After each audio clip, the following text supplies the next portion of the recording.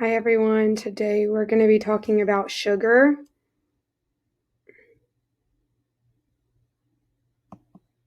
Real quick, I want you to just kind of think about this, look at these different drinks, and I want you to try to put these drinks in order from the most sugar to the least sugar. So what drink do you think has the most, and what drink do you think has the least?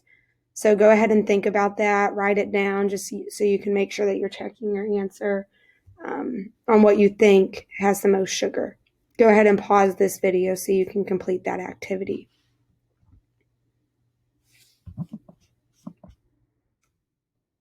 So in class with your group, you would measure out how much sugar is in each of those drinks.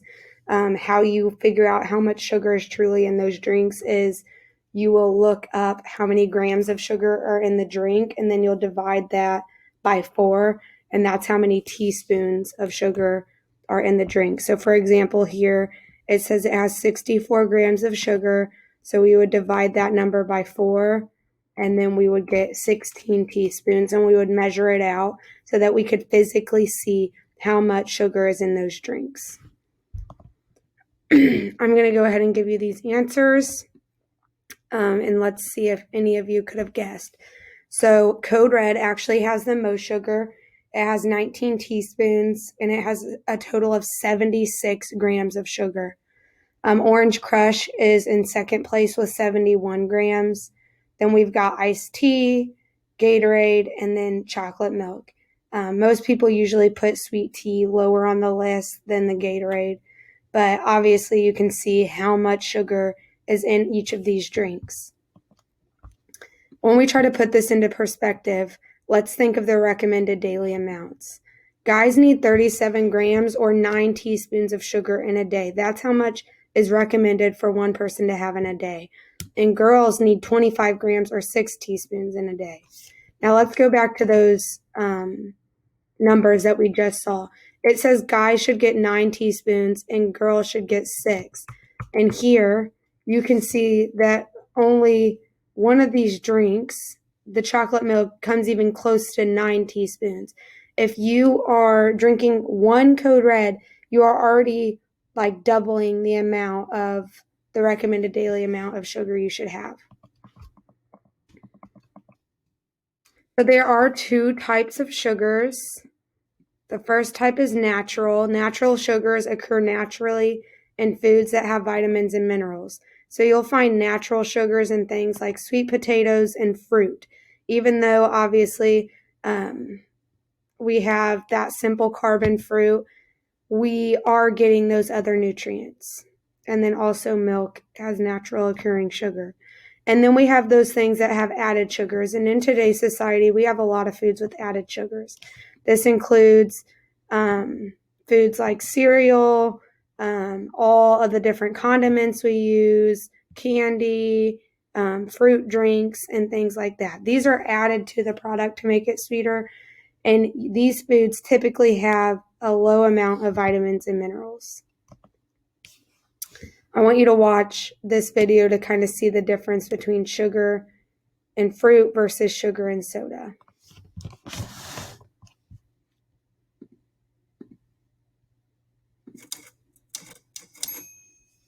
If you look at a cookie or a soda versus an apple, you can be less concerned about the sugar in an apple.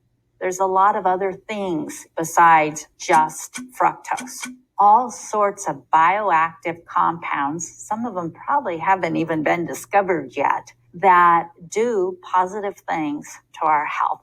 The soda and the sugar-sweetened beverages have pretty much only one thing in them, and that's the sugar.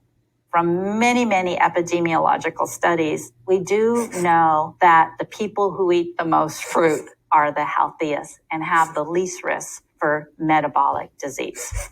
The other thing is you have to eat a lot of fruit to consume as comparable amount of sugar as is in 3 cans of soda or 2 cans of soda and 2 cookies. Chances are you're not going to be able to overeat fruit to the point you're going to have a high sugar diet just from fruit. Unless you eat a lot of honey, It's actually hard to be on a high fructose diet if you are depending on nature only to get your fructose.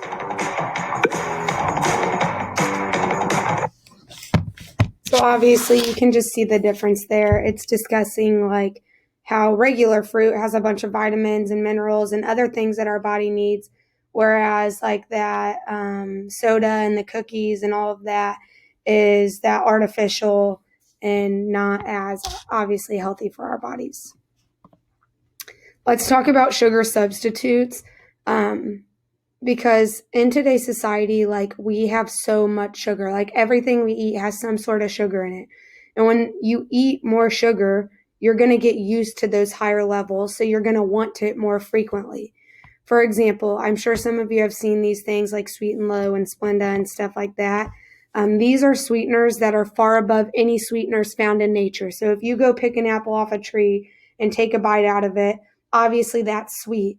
But then we have these sugar substitutes that people will add to the different foods to make them seem way sweeter than what they truly are. Aspartame is 200 to 300 times more sweet than table sugar. Sucralose is 600 times more sweet. And then this one is 700 times more sweet. So you can see we're adding these things to all these different foods, and it is making us much more dependent on those types of sweetness, and so we're craving more.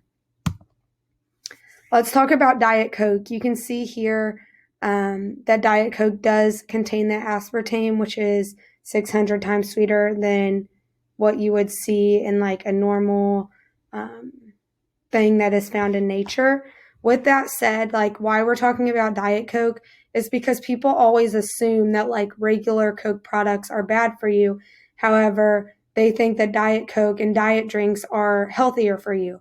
But that is not necessarily the case because Diet Coke still contains those artificial sweeteners and those things that are unhealthy for our bodies and put us at a risk for different diseases.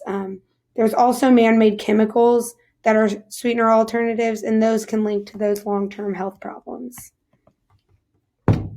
So why are we talking about it? Yeah, we have sugar, so what? Like, why does it matter?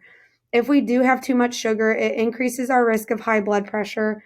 It also increases the triglycerides, which is the fat that is in our blood. And then it can also increase our cholesterol. In the long term, it can cause diabetes, cardiovascular disease, and obesity. It also puts you at an increased risk of liver disease, and it impairs our body's absorption of protein. Now, obviously, you can see all of these different lists of things that happen.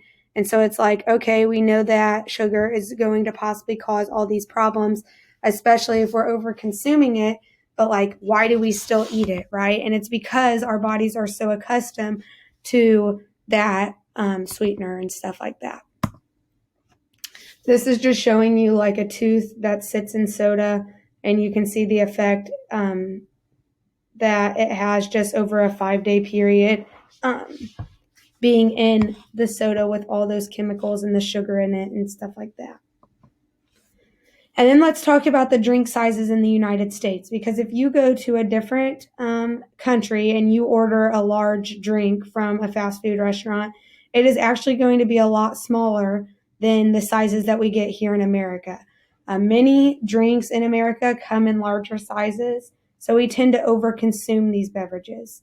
Obviously, if we are drinking more of these beverages, those beverages have more calories. The more calories we eat, the more weight we might gain, especially when those calories are coming from sugar. So you can obviously see those effects just in the drink sizes alone. Then let's talk about diabetes. So our pancreas helps to release insulin, and what insulin does is it brings our blood sugar levels down. So those high sugar levels will slowly stop the ability of the cells in the pancreas to make that insulin. So if we're overcompensating and we're giving our body more sugar than we need, we might have a problem with our pancreas, and then it's not able to effectively do its job. During this time, obviously, that pancreas is going to compensate, and then our insulin levels are going to remain way too high. Think about this. Today, an average American consumes 2 to 3 pounds of sugar each week. If we literally took and measured out how much sugar we were eating every week just by drinking soda and eating sugary foods and all this stuff, we are consuming 2 to 3 pounds of sugar each week. However, at the end of the 19th century, the average American consumed 5 pounds a year. So we consume 5 pounds a year, but now we're doing 2 to 3 pounds each week. So that's obviously a big difference. And the big underlying question is why? Why are we having so much sugar? And it's because we're adding sugar to pretty much anything that we can eat or drink. You can see here, just from a condiment, right, how much sugar you're getting just by having ketchup with your fries, by dipping your fries or whatever it is in ketchup. You can see the little shot glass. That would be what you would have for some fries. If you go to Five Guys or something like that and fill up that cup, you're having that much sugar. And over the course of this entire bottle, and this bottle is pretty small, we have 35 sugar cubes. It's pretty ridiculous how much sugar we have and that we eat just based on dipping our food in different condiments to add more flavor. You can see here the amount of sugar in these different foods. So you can see it in fruit, like an apple and a banana, and then sugar in donuts. Now, remember, even though we are getting those sugar cubes in that fruit, we are getting those other vitamins and minerals and stuff like that, which is healthy for us. But how do we limit sugar? We know that we have too much sugar, and yet here we are, we still have way too much of it. So how can we limit it in our diet? First thing we can do is we can limit junk food. Instead of eating that junk food, we can eat fruits, veggies, or healthier alternatives.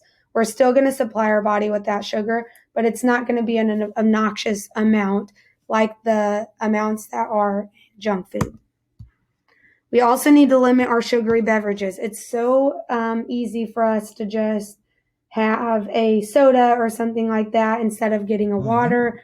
And so we need to switch those sugary beverages over to milk or water. Obviously, milk still has that sugar in it, but once again, it has those other benefits like calcium and stuff like that. And then another thing we can do is eat whole grains like cereals and pasta, etc. Because when we're eating that whole grain, it doesn't have that sugar added, which we get in a lot of those junk foods. So if we were in class, we would go through and answer all of these questions in a group. However, we are not in class because you're watching this online. And so what you're going to do is you will actually be doing an exit ticket here where you will be answering the same questions just on a Google form, and that will be available on the daily agenda. Hopefully you guys have a better understanding of sugar. Go ahead and complete that exit ticket and you'll be all ready and have a better understanding of sugar.